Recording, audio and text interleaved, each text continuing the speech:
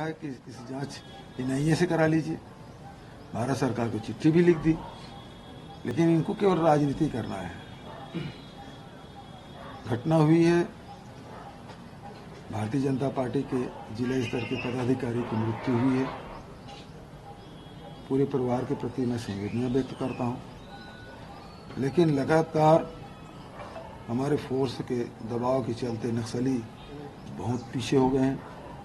अब लोग आराम से अंदरूनी क्षेत्र में भी जा रहे हैं। कहीं कहीं छूट-फूट घटनाएं हो रही है, उससे इंकार नहीं किया जा सकता, लेकिन जो पहले वाली जो स्थिति थी और अब में जमीन आसमान का अंतर आया है। ये प्रधानमंत्री नरेंद्र मोदी आज आखिरकार मां बमलेश्वरी के दर्शन कर लिए उन्होंने, आप लोगों के बार बार कहने के बाद डोंगरगढ़ पहुंचे हैं। चलो अच्छी बात है, सद्बुद्धि है। ये जो टारगेट किलिंग हो रही है, क्या कोई बदनाम करने की भी साजिश हो सकती है क्या इसको? अब उसमें तब ये है कि जांच होगी तब पता चलेगा, लेकिन हो सकता है इस प्रकार की कुछ षड्यंत्र हो, तो इसे इनकार नहीं किया जा सकता। सर, भाजपा कह रही है कि कल आए कवर्धा में है? योगी आदित्यनाथ आए थे, कवर्धा में सभा की, कई सारे हिंदुत्व के मुद्दे उन्होंने वहाँ पर उठाने की कोशिश की, कवर्धा का जिक्र उन्होंने किया, भगवा जो विवाद। अब योगी आदित्यनाथ जी योगी हैं, नाम के आगे उन्होंने योगी लिखा।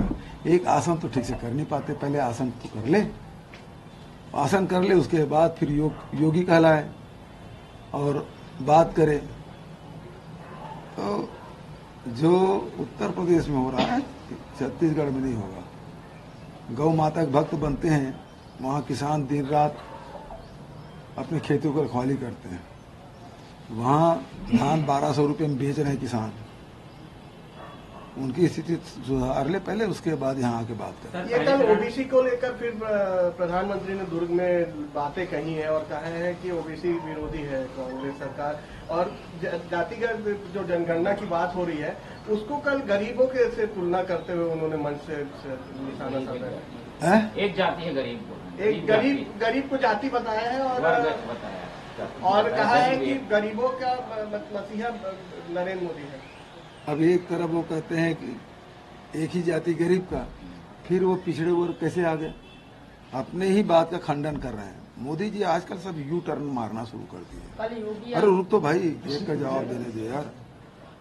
और वो बोलते हैं कि मैं ओबीसी इसलिए गाली देते हैं, तो मैं भी तो ओबीसी हूँ भाई, फिर वो गाली क्यों दे रहे हैं? और मैं इस आपके माध्यम से कहना चाहूंगा, 5 साल पहले रमन सिंह जी मुझे फर्जी केस में फंसाने की कोशिश की थी। भारतीय जनता पार्टी की सरकार का पतन हुआ है।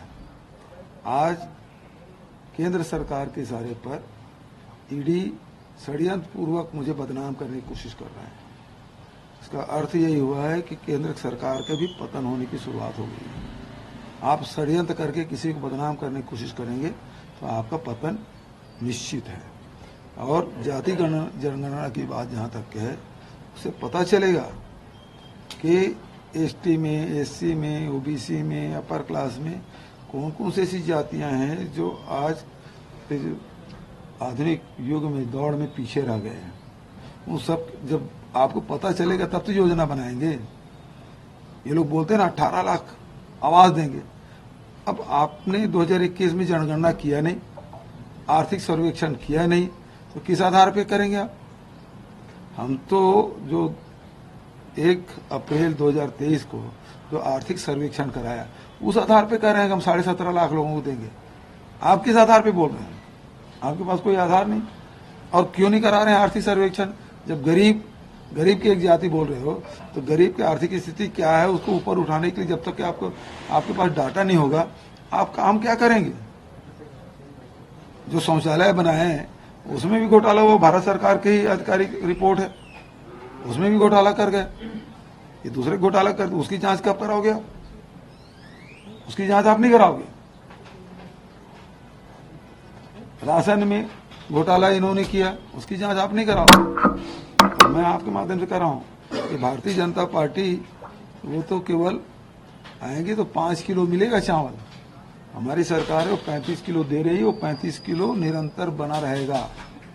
रमन सिंह तो आते ही 7 किलो कर लिया था, है ना? तो ये 35 किलो देने वाले नहीं है, क्योंकि उसके बारे में उन्होंने कुछ नहीं कहा। सर पहले चरण के चुनाव को लेकर आज 5 बजे पूरा प्रचार प्रसार थम जाएगा सर। हाँ जी। बात 24 घंटे के बाद मतगणना होगी। लगातार प्रचार प्रसार भी किया पड़े कि नेताओं के आपके दौरे भी हुए, आज घोषणा पत्र भी जारी हो जाएगा। कितना साल पाए सर 20 सीट? 20 सीट में अधिकांश सीट जीतेंगे। पहले 3 सीट हमारे पास नहीं थी, अब इस समय वो सारे सीटें हम जीतेंगे। रमन सिंह जी भी चुनाव हार रहे हैं।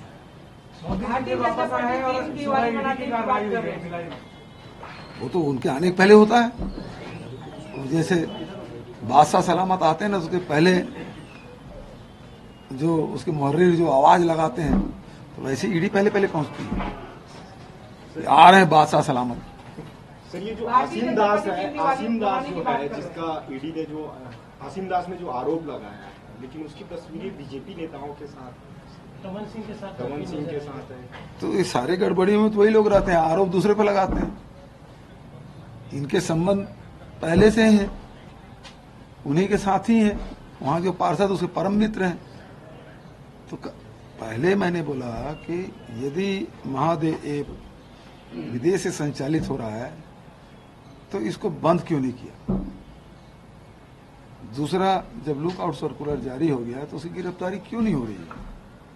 इसका मतलब यह है कि आपके लेन देन हो चुका है और उसके दूसरे का आरोप लगा। जब हमारी सरकार ने 450 लोगों की गिरफ्तारियां कर ली है, हमारे पुलिस ने उसके संपत्ति उन्होंने जब्त की है, राशि जब्त की है, उसके लैपटॉप जब्त किए, मोबाइल जब्त किए, गैजेट जब्त किए और कई दर्जन एफआईआर दर्ज हुआ। पूरे देश में तो इससे बड़ी कार्रवाई कहीं नहीं हुई जितना छत्तीसगढ़ की पुलिस ने किया। अब उसके बाद उल्टा चोर कोतवाल को डांटे। अब हम लोगों को बोलते हैं, यदि हम लोगों की यदि संलिप्तता होती, हम कार्रवाई क्यों करते हैं? इतने सारे लोग क्यों कार्रवाई करते? इनकी संलिप्तता है। फोटो देखे ना, राजभवन वाली फोटो है ना, रमन सिंह वाली फोटो, और फिर वो पैसा आ कैसे गया विदेश से? आपकी कस्टम क्या कर रहे थे? तो ये सारी बातें हैं जिसका इनके पास कोई जवाब नहीं है। सर ये आपकी छवि खराब करने की कोशिश की गई है क्या इसके माध्यम से? हाँ, तो इसके अलावा इनके पास और कोई काम नहीं है। छत्तीसगढ़ के लोगों के लिए कुछ बोल थोड़ी रहे हैं लोग कि ऐसा करेंगे वैसे। दिवाली मनाने की बात कर रहे हैं भैया, ये तो 5वां कुंभ भी शुरू किए थे। हमारे धर्म ग्रंथों में 4 ही कुंभ का उल्लेख है, 5वां कुंभ कर रहे हैं। दीपावली एक ही होता है। खुशी मनाने के तो रोज खुशी मना सकते हैं, लेकिन दीपावली तो केवल एक ही है जो हमारे शास्त्रों में लिखा है। आप 3 दिवाली मनाएंगे, मतलब आप शास्त्र से बाहर जाकर काम कर रहे हैं। जो परंपरा है उसमें आप नहीं। लेकिन ये है कि एक मानसिक दिवालियापन है। ये दिवाली नहीं मनाएंगे, ये दिवालियापन है। ये छत्तीसगढ़ के लोगों को कुछ नहीं किए, पूरा केवल एक आदमी टारगेट है, भूपेश बघेल को गाली दो। वो बूथ के उसके कार्यकर्ता से लेके प्रधानमंत्री तक एक सूत्री कार्यक्रम, भूपेश बघेल को गाली दो। सर स्थिति राजनीति हुई है, आज अपने कार्यकर्ताओं के लिए वो चाय बना रहे हैं किस कारण? मतलब उसके पास अब कोई काम नहीं रह गया। वो 1200 वाला गैस सिलेंडर कि 400 वाला है? कौन से सिलेंडर से बनाएंगे चाय? उस समय तो 400 था तो बड़ा महंगा था। अभी वो 900 वाले बना रहे हैं कि 1200 वाले बना रहे हैं।